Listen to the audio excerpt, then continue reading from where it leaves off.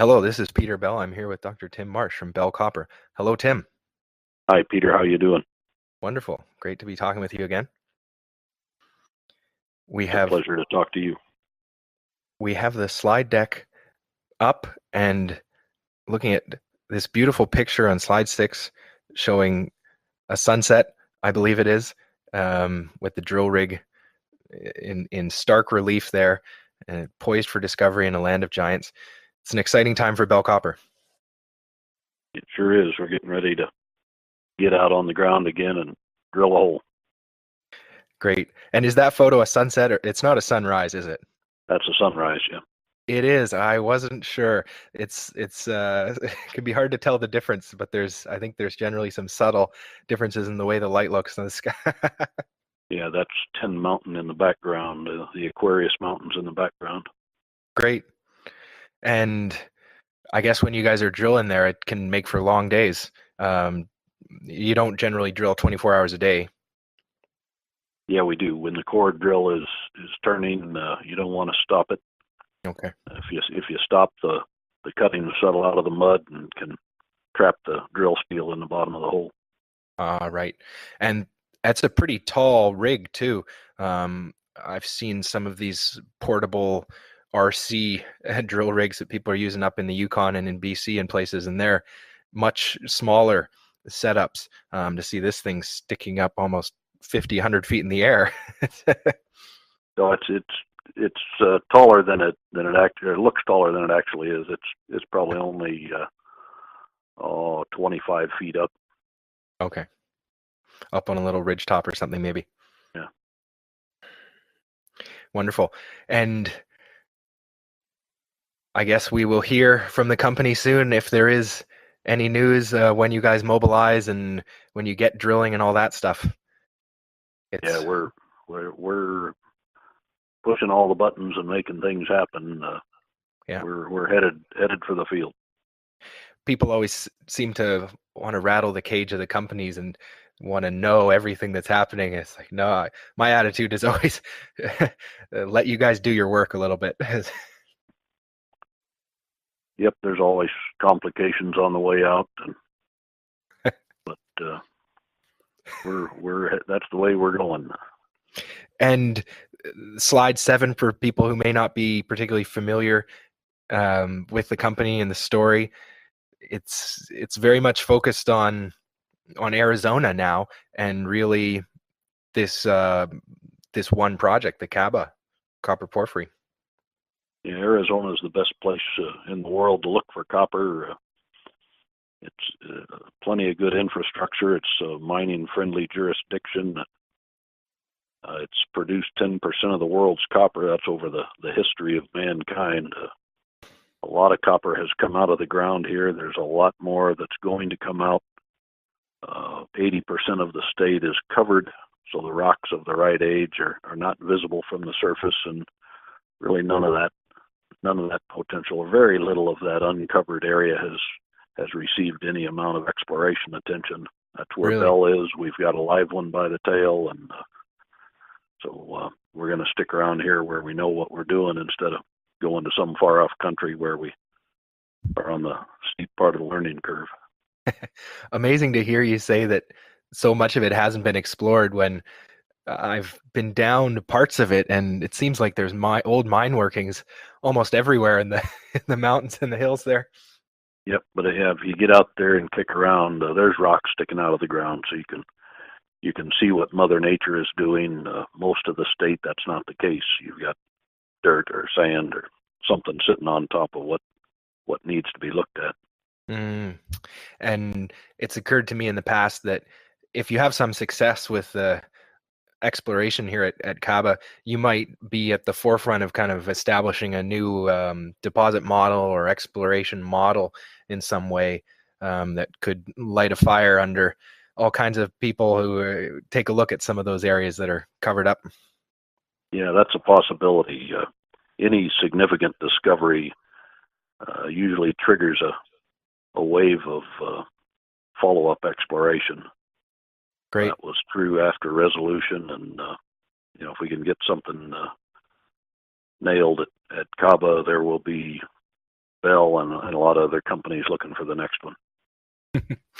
These faulted porphyry systems. What a concept. It sounds simple enough to me talking to you about it, but I can understand all the twists and turns, and if it's not something that's standard as well, that just makes it all the more difficult for people to take it seriously, and up until there's a discovery. And so if we go on to slide 8 here in the March 2018 copy of the deck, there's a slide, corporate cleansing 2013.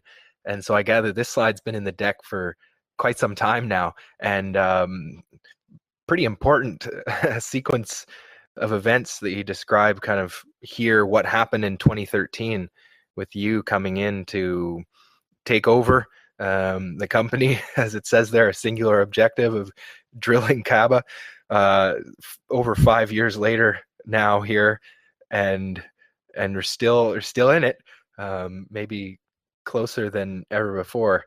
But it's important to go back sometimes and look at where we've been, right? So I wonder if there's anything you'd say at a high level first about this slide.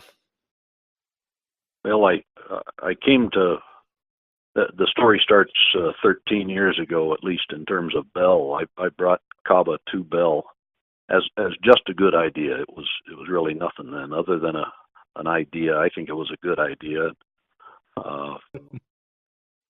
Other leadership in the company had different priorities. By the time 2012 came along, I had drilled K9 and K10, and I knew I was chasing a porphyry that nobody else had ever seen before, at least the top part of it. And so I saw it as the best asset that the company had, the only asset that the company had that I felt I could materially advance to the benefit of the shareholders to build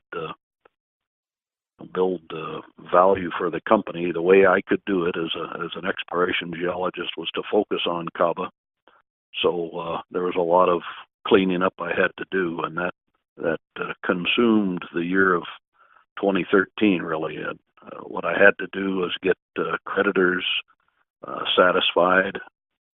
I had to get some cash in the bank. I had to settle one way or another 3 different lawsuits. Of course, the shareholders were impatient. Just there were a lot of hurdles. Well, it was a tough time.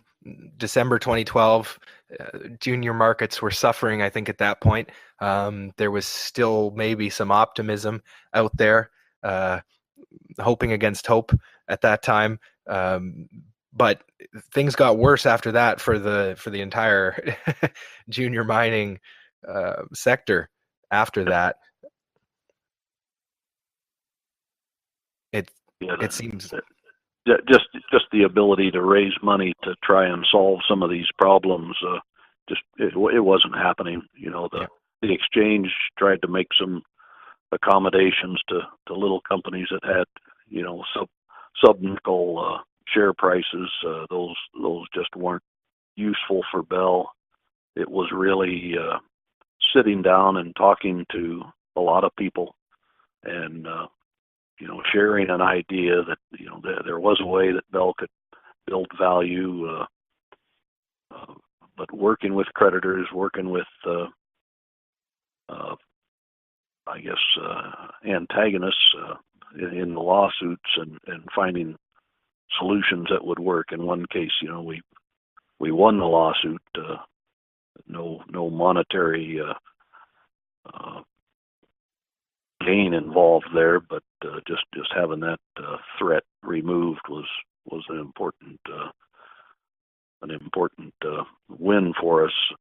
But everything was really a series of steps that had to be taken so we could get to the point where we could actually start drilling at Kabba again. And everybody I talked to, I told them that's what I'm doing.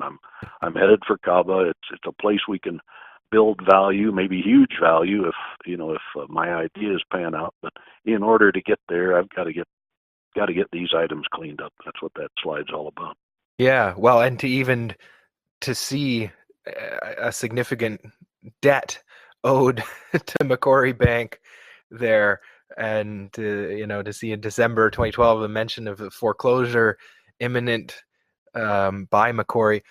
Oh, it's always concerning when you see these juniors with debts that they really won't be able to settle with shares, right? There, I gather there was some development activities on another project that were associated with the where that debt was undertaken. Yep. Like, for Yep. what reason it was on the books there. Yeah, we had a great copper project down in Michoacan, Mexico. As time wore on, we were very close to having a bankable feasibility study completed there. Just on the cusp of being able to build a copper mine, a small one, but would be very important cash flow wise for Bell, which would have allowed us to do a lot of things. But the tremendous decay in the safety situation down there, the activity of the drug cartels, there were bodies involved, and lots of security threats, and it became impossible for Bell to proceed without being under the thumb of the local cartels there. It wasn't a place where I could go down, send people from Canada or the U.S. experts that would have to go down there and get the work done. Yeah.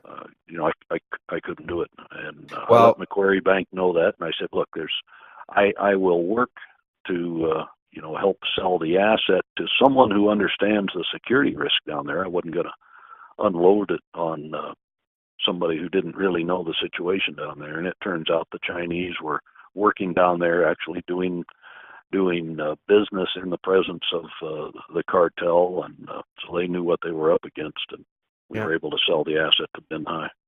Yeah. And it occurs to me that there's laramide porphyry rocks down there in parts of Mexico, the same as you're working on up in Arizona. So geologically familiar country, if not totally different culturally and socially. Yeah, the rocks look the same, and I've worked in Central and South America before. I really loved it down there, but the safety aspect was just intolerable, unworkable. And 3 lawsuits again. You mentioned those. Wow, to have that hang over the head as you come into an executive role, really, in the company. Well, I was intimately familiar with the circumstances. I knew who I could try to talk to, and I knew the details behind the lawsuits probably better than the people who were filing the lawsuits, and that gave me the confidence that, hey, these things were probably resolvable in Bell's favor, and I waded in and did things that I hadn't done before, but I felt I had the knowledge to get them done. Yeah, and a couple things that occur to me there. One of which is that continuity is really important.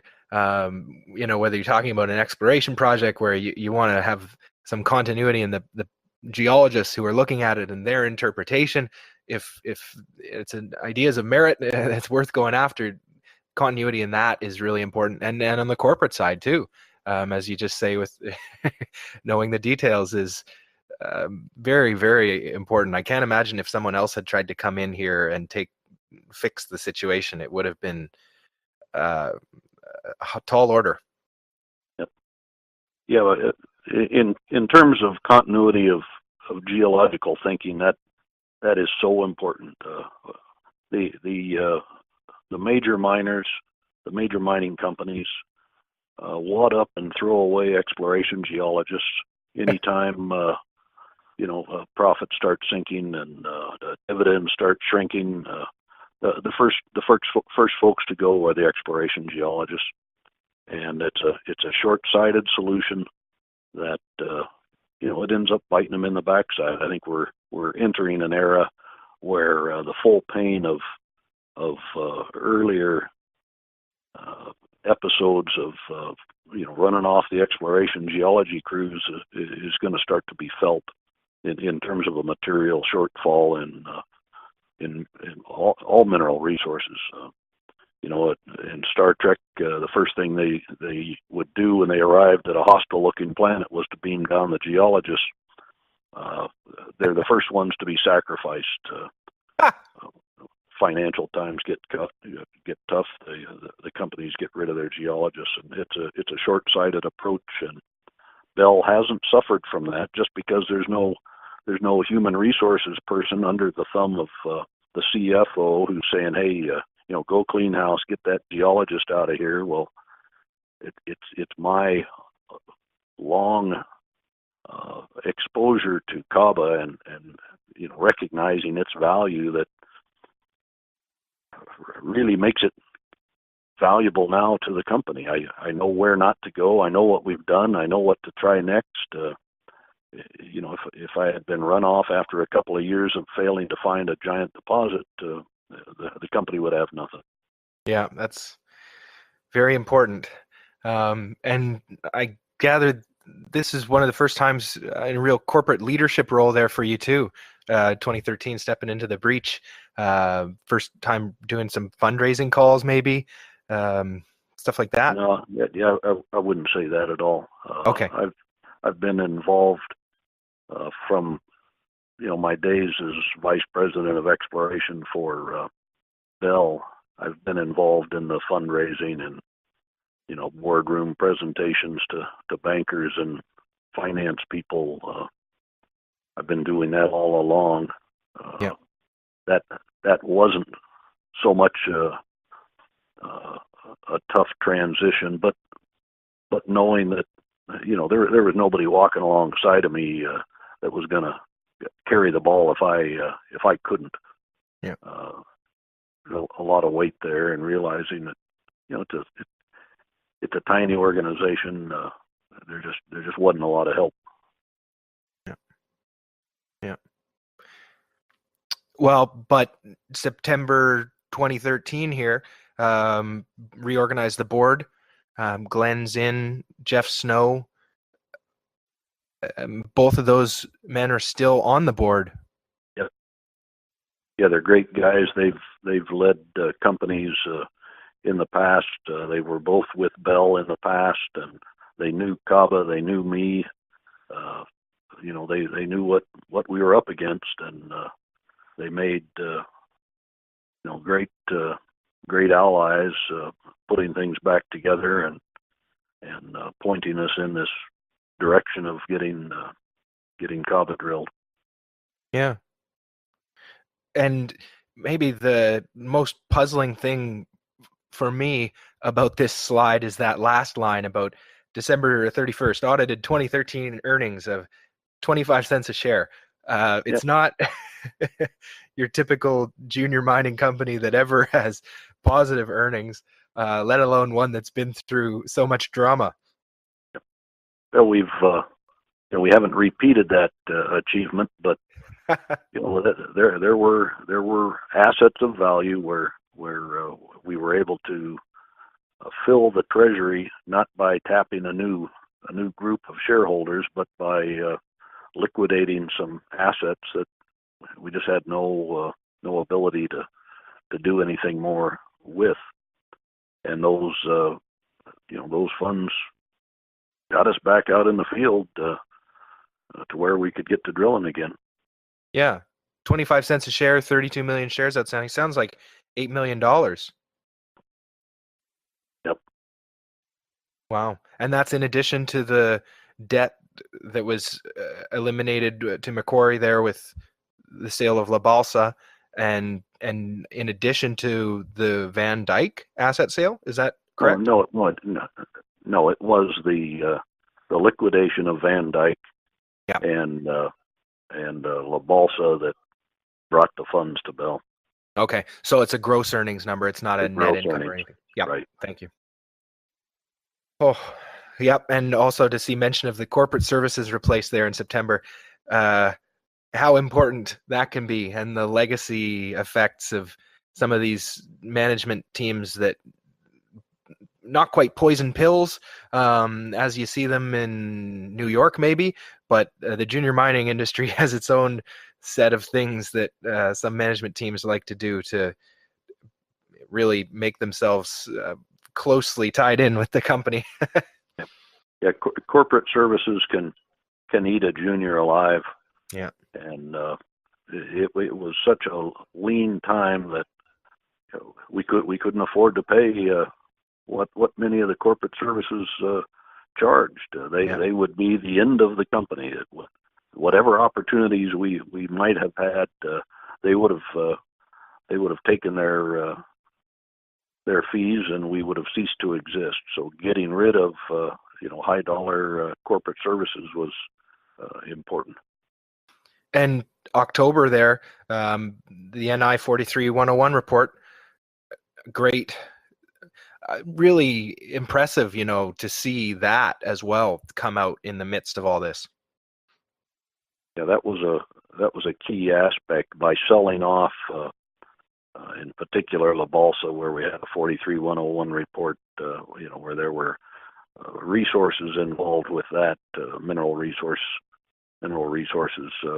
In order to continue being an issuer, we had to have a 43-101 report to support our property. Kabba hadn't had one up to that point in time, but we had enough of a foundation geologically, and with some encouraging intersections in K9 and K10 that the time for an NI 43-101 report was appropriate. We had our land position locked in, so we could begin to speak a bit more openly about where we were and what we were up to.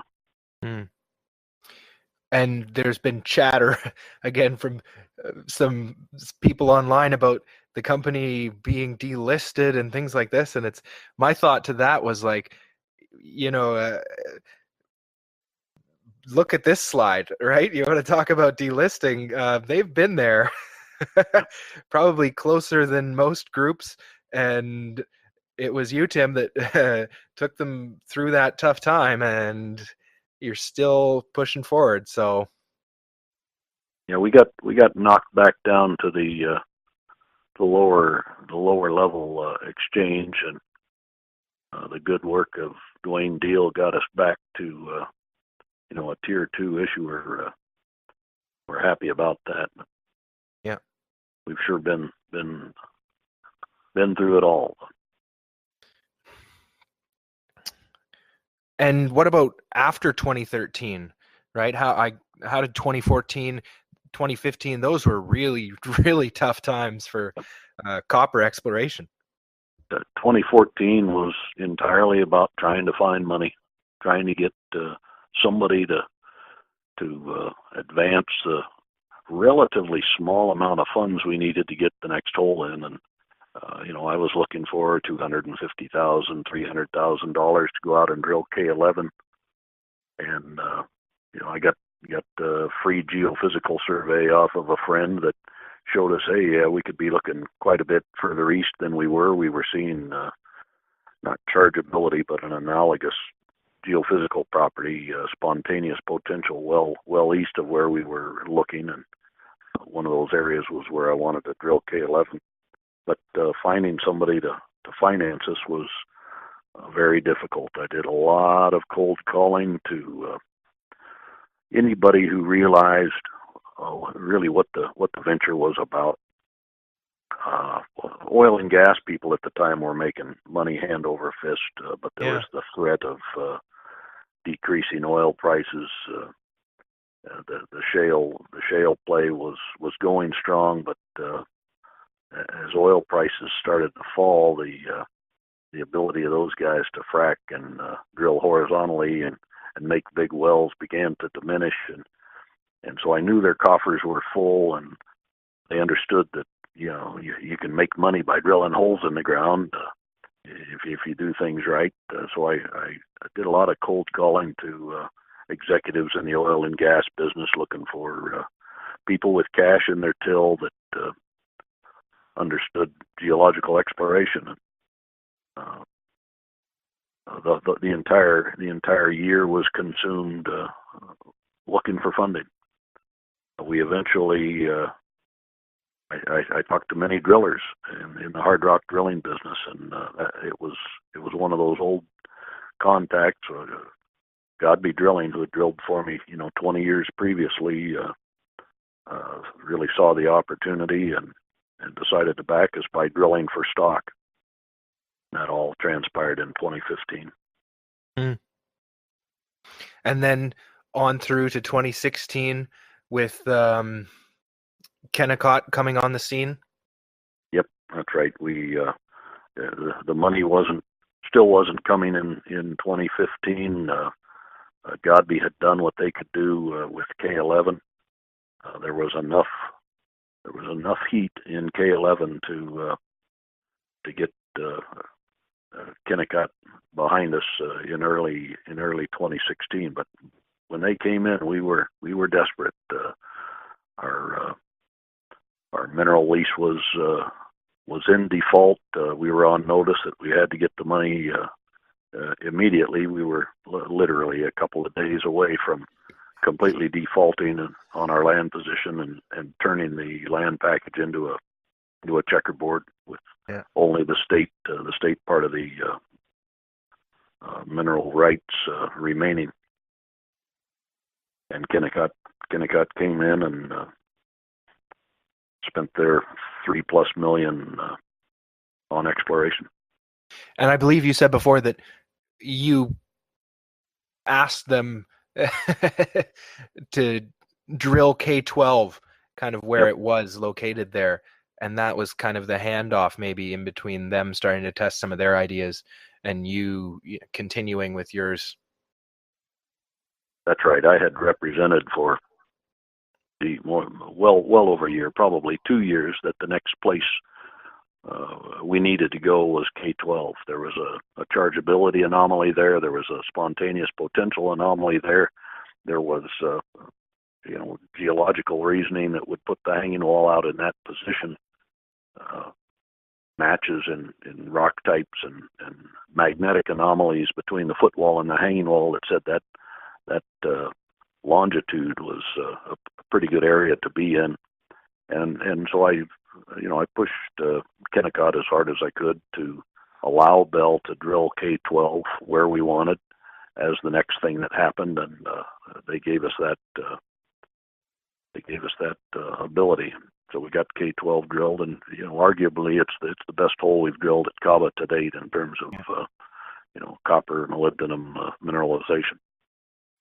And I wonder, stepping back to that transition period, 2012, 2013 there, why, right? Why step into the breach and take over Bell yourself there? The geological evidence that I had seen, it was all about my geological conviction that the target was real. It went from an idea to being real once we had core in the box from K9 and K10. There was no doubt about it. I was solving a geological problem that involved, 8 or so kilometers of slip. The puzzle was solved. In my mind, Kabba has been solved in terms of where is it since 2009 when we drilled K9.